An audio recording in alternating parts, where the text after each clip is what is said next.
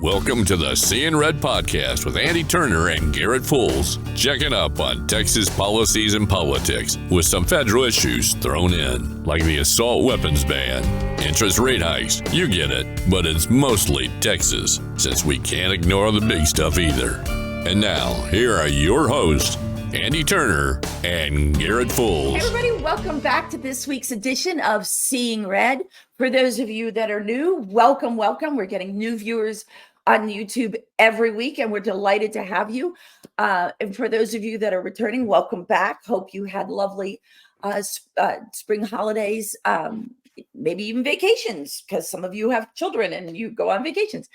I want to remind you guys that if you're on YouTube, we need you to beat the YouTube algorithm and like and subscribe. Also, if you've got comments or questions or you disagree with us, put those right there. That helps us in a number of ways. Algorithm helps us to know what you're thinking, what you want to hear about, what you don't want to hear about. You can find us on Facebook.com if that's your jam, Facebook.com/TheSeeingRedPod. And you can email us hosts at seeingredpodcast.com. And of course, as always, on Twitter at the Seeing Red Pod. And we love to hear from y'all all over YouTube or Twitter, Facebook, etc. We love to hear from folks. Email, any way y'all can get a message to us. We'd love to get some feedback to kind of talk about what you want to hear about. So, but right now, Andi, there's some stuff going on. We're kind of in this dead period between the primary and the runoff, where the runoffs are just now starting to ramp up. I saw that some of the outside spending is, bought millions of dollars worth of ads against incumbent state reps. Yeah. So there's that's happening. That's kind of on the going every which way. There's going to be another several $1 million spent on a handful of Texas ledge races. Yeah. It is, and particularly in some of these races, it is just, as I've said over and over again, it's just civil war. And now we're spending money we don't need to be spending because, that person's a bad person. And no. Either they voted the way, and I say this all the time, vote on the policies. If they voted on your policies the right way, if you're happy with the bills that are going through, then keep them. If they're not, get rid of them.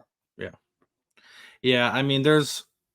There's just the financing for politics right now is quite odd. It's not exactly, who knows if it's healthy or not. There's a lot of commentary on that one way or the other, but there's far less money is going through party apparatuses, and far less money is going through candidates themselves. A lot of stuff is just going directly through outside groups, not PACs, etc.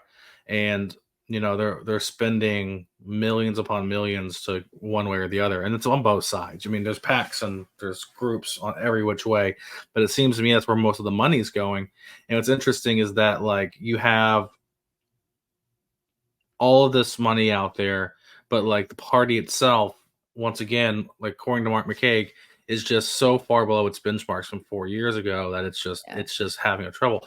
Well, the accounting or one of the committees of the SREC that kind of oversees the budget and what people are spending and handles reimbursements came out and hit the vice chair, Dr. Dana Myers, over the weekend with some report saying that she had excessive reimbursements. What's interesting about this is that, to me at least, is that the entirety of all these sessions have been held in executive session, so that other members of the SREC, I think there's 5 members on that committee out of 60 some odd SREC members. Right. And that committee has been holding stuff in executive session so that the other members of the SREC can't hold them accountable. No one knows what's going on. Apparently, I saw on Twitter, and I'm not sure exactly the exact numbers are, this committee has gone into executive session 4 times as much as the previous 4 committees had combined. Okay. They've basically spent the entire time in executive committee. Well, all the reports have said that Dr. Dana Myers was sent by the chairman to actually try and go recruit and get money for the election integrity committee. So that was like the election integrity unit of the party, so that we could, do poll greeting or a poll watching training, ballot integrity training, things like that all over the state. Well, we cut that. The RPT cut that at the end of last year because there was no money for it. And the reason there was no money for it was because nobody trusted the party with any money. And Dr. Dana Myers went and talked to donors, and they said, we'd love to support this, but we do not trust any money that goes to the Republican Party of Texas. And that was what everyone has been said across in those meetings, and what everyone's heard from donors across the state when it comes to the RPT. The reason why they're going to these outside groups to fund all these primaries and anything else, but everything else, is because they do not trust the leadership of the Republican Party of Texas, namely Matt Rinaldi and his cohorts on the SREC. Well, and he wasn't raising any money anyway. He was waiting for... He couldn't raise any money because he was so in the pocket of the Wilkes brothers, being their actual attorney for several of their companies. That's his job. So he was just waiting on I think it was Jonathan Strickland. Am I right? To write the check? Yeah, Strickland. Which was that Strickland had before all the controversy with his meeting with Nick Fuentes. He controlled where the political money, most of the political money for Tim Dunn and the Wilkes brothers went in Texas. So I feel like I need a scorecard for all these players that are all... A scorecard? Do you mean like a flow chart of... Yeah, like something we can put up on the screen. Okay. An infographic. Yeah. Some people have tried. It's quite large. This is how the web of the stuff goes, but it's how any large organization will look. But getting back to Matt Rinaldi and his, let's just say, lack of fundraising for various reasons, I have gotten precious little under his leadership asking for funding. Yep. Like precious little. And having done fundraising for a major organization in the state, I can tell you, if you're not asking every month, then you get what you deserve. I mean, you can go for the small dollars, you can go for the large dollars. There's different ways to do that. And the rest, if you're a political nerd, if you're a campaign geek watching the show, you know what those are. But he should be asking anyway. And maybe he's not bringing in, maybe he's asking monthly and he's not bringing in, $100,000. But I mean, any money is better than no money. I guess. And he's always relied on the big donations at the last second.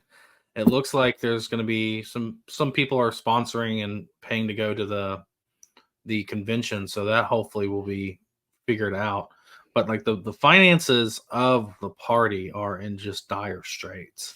And there's like, if the Democrats can organize themselves even a little bit, we're going to start seeing Republicans lose down ballot races. And I don't think it'll happen this year, but if it perpetuates for this cycle into the 2026 cycle, we're going to have some serious problems with the ticket. And we could see some Republicans lose statewide if there's just not the infrastructure in place to turn out the Republican voters. Agreed. Listen, you can have more voters all day long. If you're not doing the efforts to turn them out, it doesn't matter. Yeah. And, that's absolutely true. And that makes me think of the other day, Trump came out with his stance on abortion. And he said, basically, that what I saw was it's the will of the people. And I don't think he understands who he needs to be turning out for this race. At a minimum, he needs to turn out the base, the conservative Republicans. To win, he needs the conservative Republicans and the Reagan Republicans and moderate Republicans. And I feel like he didn't say anything. Like, I feel like that's a non-comment comment. I mean, listen, the pro-life faction, like the people who are single issue voters, are going to be pissed off about it. But he's also the president that appointed the judges that got us the Dobbs decision regardless. So I don't think he's going to lose too many people there. From a tactical standpoint, like it's how it doesn't differ much from what Nikki Haley was saying when her points on abortion in the primary, which doesn't work well in a primary, but Donald Trump's position now for a general election, and he can't be like death penalty for people who get abortions candidate. Like that's not going to work in swing states. So, I mean, I haven't looked at the electoral math on who, like, in the part of the voting coalition he has to win or to win those key states. But at this point, it seems like, I mean, we lost the wave in 2022 because of Dobbs. 2022 should have been a bigger Republican victory. For the most part, Republicans held across the board, which after redistricting and everything else was unsurprising. We were hoping to pick up a lot more seats in Texas, but also in Congress and across the board. And I think that Dobbs really, that was the thing that the Democrats kindly floundered about and found that kind of turned some voters out. So I don't know how relevant it's going to be in the next year. It does seem to be an issue that resonates with unmarried women, and but that's not necessarily a particularly large voting block. I mean, it's pretty big, but like it's not. I'd have to see the demographics, like in Texas. How many of the 18 to 35-year-olds vote? Yeah, it's not. Like, I'd love to know that number. It's not high. I think it's pretty low. Yeah. The median age is typically around 65. So. Really? Yeah, it's pretty scary. It's so different than when I turned 18. I couldn't wait to vote, but my parents did things like took me to the polls with them while they voted, like, for years. Mine did too. And I would stand in, when they had the curtains and stuff, and I would stand in there, and I didn't really know what they were doing. And later on, like as I got older, they explained, but and my husband's family, very much shows up and votes. And so I don't really understand. And like my kids, like, I'm like, you're busy, get a mail-in ballot, like get your voice heard. So, and I'm like, I'm out here doing all this public policy work and you're not making your voice heard. And especially with my 22-year-old who knows everything, trust me. And I love her, but she's got very strict viewpoints and she's 22 and these things happen. I'm like, okay, that's great. Why aren't you voting? Like, if you're not voting, then you should be, like, shut up. Like, I don't want to hear it if you're not showing up to vote. I literally went to school. I've always looked at non-voters not as people who don't care, but as people who just look at the system and say any option is fine. I don't need to have a particular opinion. I don't look at it as not being involved. I look at it as being just an approval of all the candidates that are up. And so if you have a candidate that you absolutely dislike or a candidate you like a lot more, it's going to inspire you to go vote.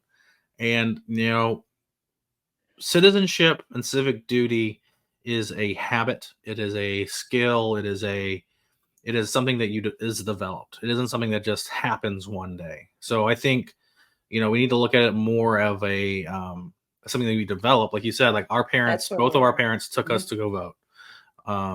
Yeah, and I took the kids. I took all my kids. Right. I remember standing in line for my mom to vote for George W. Bush in 1994 and 98 at the Lancaster High School. At the community center and then at the high school. I remember vote I cast ever was for Reagan. So you're really making me feel kind of old here. But yeah, I couldn't wait. Like, it was the only perk left of turning 18. And because they had changed all the drinking laws, which I missed the grandfather cutoff date by like 6 months, which totally was a bummer. But yeah, my first vote was for Ronald Reagan. But yeah, and the kids aren't voting. They're not. They're demanding all these things. Speaking of DEI, they're demanding all of these things, but like they're not doing anything about it. I mean, you have a few people who are either on YouTube or on I'm not on TikTok because China, but but they're on various platforms and they're demanding these things, but like you don't see them up at the Capitol en masse, No, you don't having see you don't really see a lot of classic organizing. You see some stuff online, so we'll see how that percolates.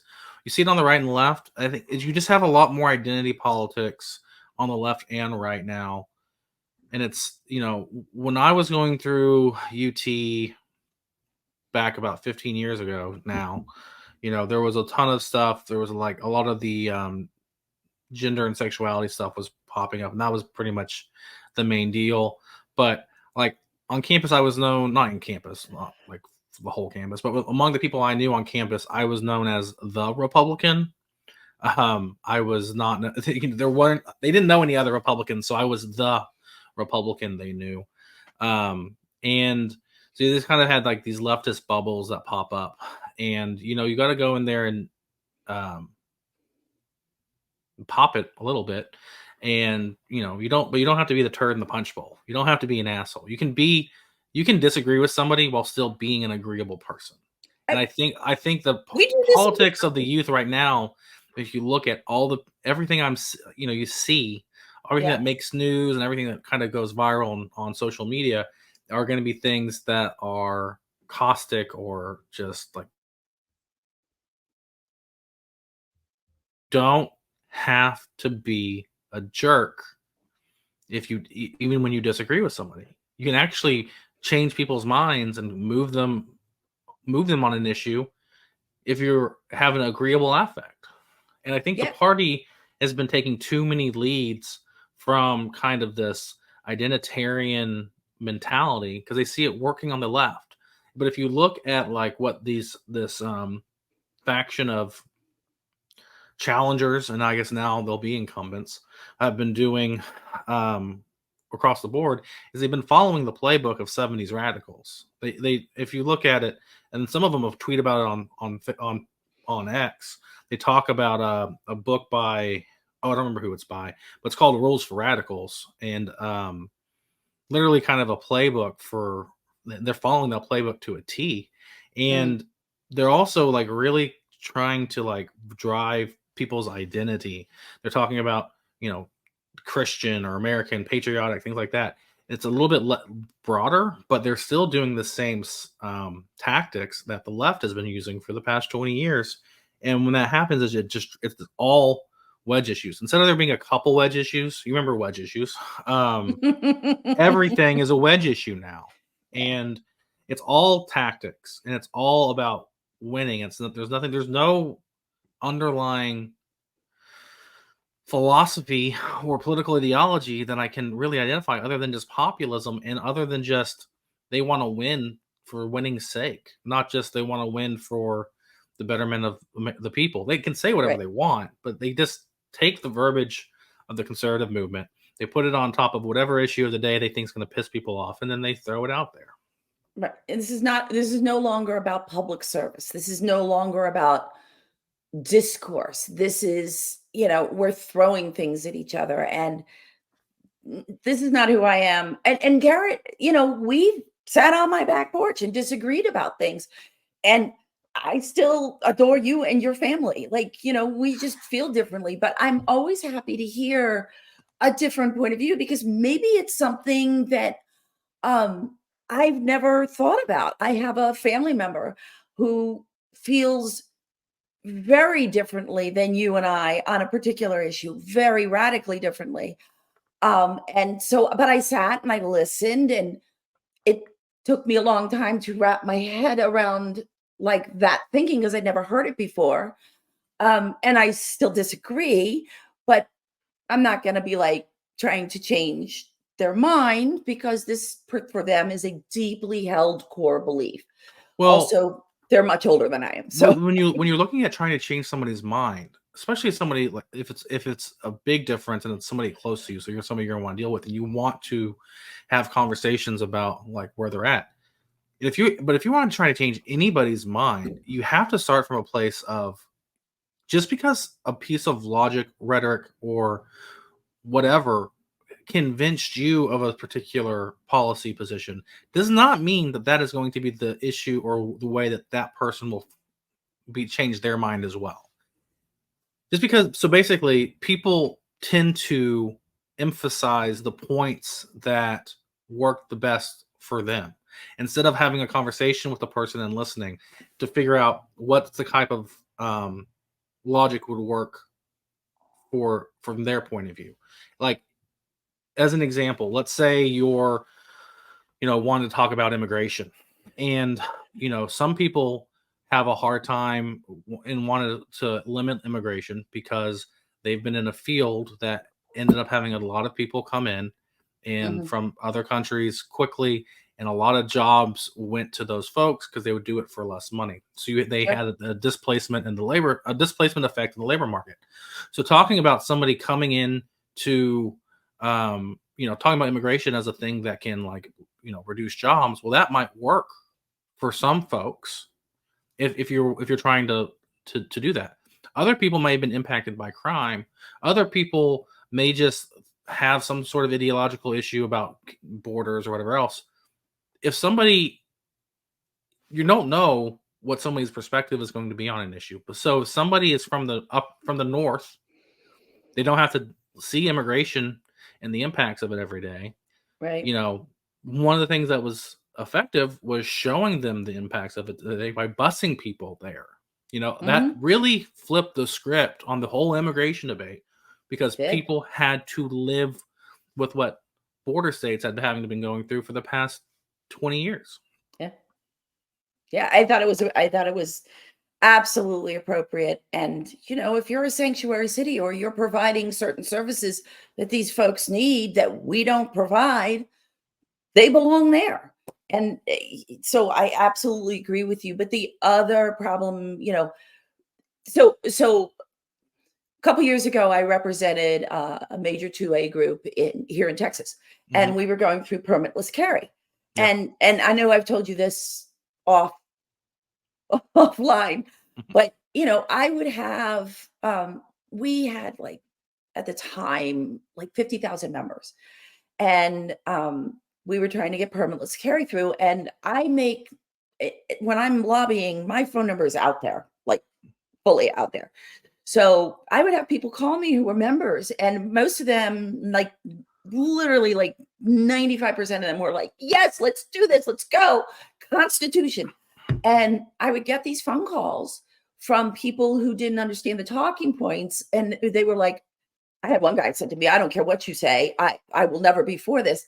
And in my head, never say this, but in my head, I'm like, but you're a member of the Texas State Rifle Association. So doesn't that imply that you support the Second Amendment? But okay. All right.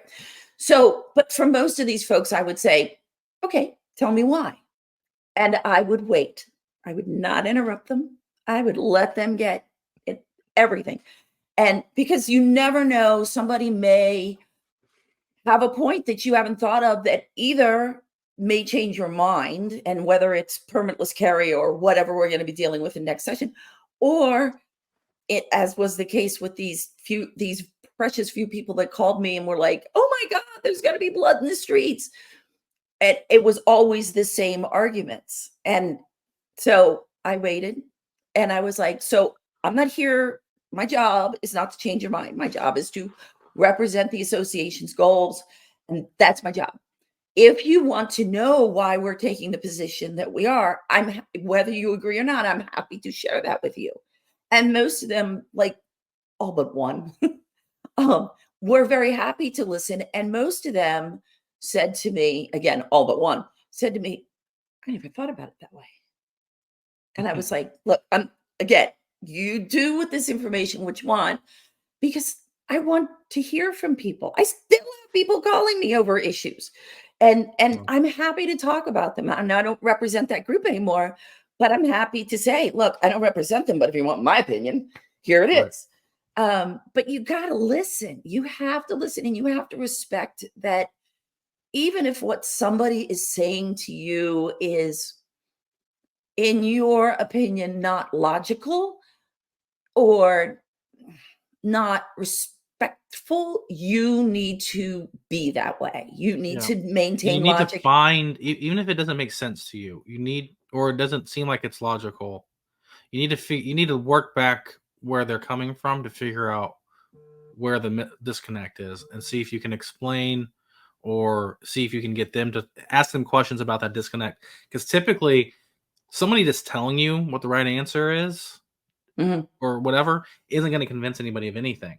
But if you ask them questions about the inconsistencies without calling them inconsistencies, you say that everything's fine, but would you say that these things are fine? Well, no. And then they have to start explaining it, and then they'll get to where it's the Socratic method. You ask questions, to try and work through the issues. But that's the way to do it. Don't confront them on an individual basis. Now, when we're talking about politics, it's a different type of persuasion. We're talking about campaigning at the very least. It's a wholly different type of persuasion, because it's not individualized. It is a broad, it's public debate. It's public debate. It's a different conversation. But you have to keep in mind, when you're publicly debating somebody, you're not trying to convince the person you're debating. You're trying to convince the people listening. That's right. So you're having a conversation, like if, Beto and Abbott are debating. Well, Abbott's not trying to convince Beto that he's wrong, and vice versa. They're trying to convince the people listening that they're right, and that's a wholly different type of situation. But there was an interesting story that came out, in that former Speaker Strauss confirmed conversations that had long been rumored, that Tim Dunn had basically told him that he did not think that the only people he thought who should be in leadership were Christian, evangelical Christian, or he said that should be pretty much a prerequisite for any leadership. Speaker Strauss, if you don't know, is Jewish. There is consternation about whether or not Tim Dunn knew Strauss was Jewish when this meeting took place. This was right when Strauss was coming up. I'm not sure how much it was reported in the media at the time, but so this is Tim Dunn that said this. And Tim Dunn being the kind of the main funder of Defend Texas Liberty, Texas Scorecard. The same group that met with anti-Semite racist Nick Fuentes. Yeah. So we knew this a long time ago, and we just hadn't had it confirmed. It'd been reported that it had, and I think this is the first time Strauss confirmed that that conversation had in fact happened. I mean, go away. Speaking of civility, which we just were, no, you don't get to say what religion somebody has to be to hold office in the party or in public office. You don't get to. No, your religion is your religion, and sometimes your religion informs your opinion on public policy. Yeah. But no, you don't get to determine that. That is gosh, Garrett, I mean, you're better at this stuff than I am, but isn't that the very heart of separation of church and state? Well, there's a lot to the separation of church and state, when it kind of exists, kind of doesn't. But basically, the government, there's two elements in the First Amendment. First off, there's 5 elements of the First Amendment. One of those elements is the freedom of religion. But the freedom of religion has 2 elements. You have the Establishment Clause and the Free Exercise Clause. And the Establishment Clause being that the government shall not establish a religion. This is a national religion that was applied to the states with the 14th Amendment. And then you have the free exercise of, meaning you can practice your religion without penalty from the state. Right. So how those 2 clauses have interacted kind of chafe at some people. There's been some recent wins for the free exercise clause, while people who want to have more of the establishment, anti-establishment things kind of ring more true. There was a case with where basically certain religious groups can't be excluded from government grant programs strictly because they're a religious organization. The original argument was there was these old laws that were anti-Catholic that basically said, Catholic schools can't get any funding, and it kind of has applied it to all religious organizations. Well, there was a case where the state of Missouri was like helping to pay for certain elements of like children's playground areas, and they were like doing like, you know, the fill material to like, so it was softer impact, so fewer broken bones or whatever. Well, they said that a church couldn't apply for it, even though the church or a church school couldn't apply for it because it was a religious institution. Well, the church got representation and fought it all to the Supreme Court and basically said, we're being excluded on the basis that we are a religious organization because this is open to anyone in the state. So it's a whole kind of separation church of state. Doesn't really exist, kind of does exist. There's nothing in the Constitution that says it. There's just a demarcation between religious and political life to a certain degree. But that said, when it comes to, there's also the free association, you know, freedom of association, freedom of to freely associate with whomever you'd like, or not associate with. So if the party, which is a private entity, can say whatever they'd like, that's a whole other question. But they should. I mean, they can do what they want, but politically, is it wise? It wouldn't go over well in my county, where there is a tremendous amount of Muslim, Hindu, and all sorts of religions located here. And there's a number of non-Christians in the Republican Party who are actively involved in some of the best volunteers. So I feel like everything, a lot of this stuff is geared towards a Republican Party, a dominant Republican Party from 20 years ago, where it was a white suburban Republican Party. And that party exists to some degree, but it's changing. The state's changing. I'm not sure how effective that strategy is going to be in the years to come. Again, civility. And by the way, anybody who was backed by, you know, Tim Dunn and Defend Texas Liberty and kept that endorsement did not like, no, I don't want your endorsement. Thanks. I got no use for you. I got no use for people who hate. Like, I know plenty of people who disagree with me on various public policy issues across the red and blue and purple spectrum. And, you know, I literally was working on a project locally, and it had to do with public policy. And I said, no, so we represent all Republicans, like bright red to, you know, right of center. So we can't have this point of view because this pushes just that and leaves everybody else out. And the person came back to me, he was a lawyer actually, and said, well, how would you feel if somebody came to you and said, well, you know, I'm pro gun control? And I'm like, I've been doing this a long time. You think I haven't run across Republicans for gun control? Oh yes, darling, please. And especially before I got to Texas. But, you know, I have actually run across people here who tell me they're Republicans, but are pro gun control. And because, you know, they don't know. And so I just have no patience for the, you know, oh no, you're going to do it our way or the highway. We need to be, and I feel like I feel like nationally, we are not civil in our debate. Well, basically, it comes down to are we trying to persuade people and try to have lasting movement change that's lasting, or are we just trying to force something down people's throat, damn the political consequences, and hope that if the Democrats win, they won't dismantle everything? Because one system has worked for the past 30 years where we've had slow incremental shifts that where we haven't like just use all of our political capital at once and have not angered folks, and we've been successful and shown like credibility. And then one group shows from other states where like they'll come in and they'll just flack and they'll just change stuff, and it kind of, you start to see people lose. So I don't know which is better, but I presume that the one that we've done that has the, you know, fastest growing or most growth, best business climate, etc., state for the past forever, the way we've been doing it was pretty damn good. So I'm not really sure.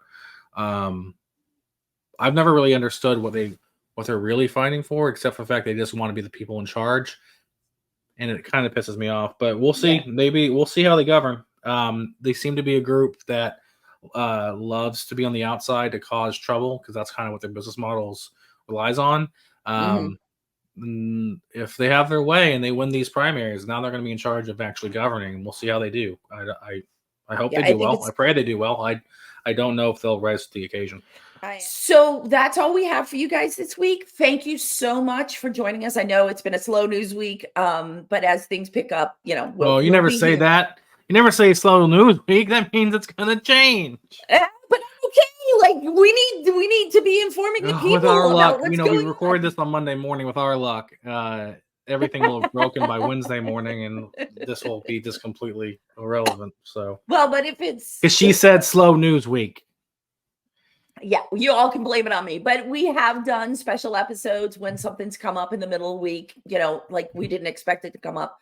Garrett and I drop everything. And so we'll be here for you, and we will let you know what the facts are, where we get the facts, and what we think. So we will see you next Wednesday, if not before. Yeah, depending on how much of a jinx you are. So depending on how much of a jinx I am on the media. But anyway, thank you all so much for joining us. Don't forget to follow us on Facebook. Don't forget to like and subscribe on YouTube. Leave us a comment. And again, if you want us to cover a topic, man, put it down. Put it down in the comments. We're all about it. Thank you so much for joining us, Garrett. Yeah, thanks. Bye, guys. Bye. You've been listening to the Seeing Red podcast. It's always Texas politics and beyond. We present the facts and opinions. The Seeing Red podcast with your host, Andi Turner and Garrett Fulce. Thank you, and tune in next week. And please do us a favor, hit the subscribe button so you don't miss a single episode.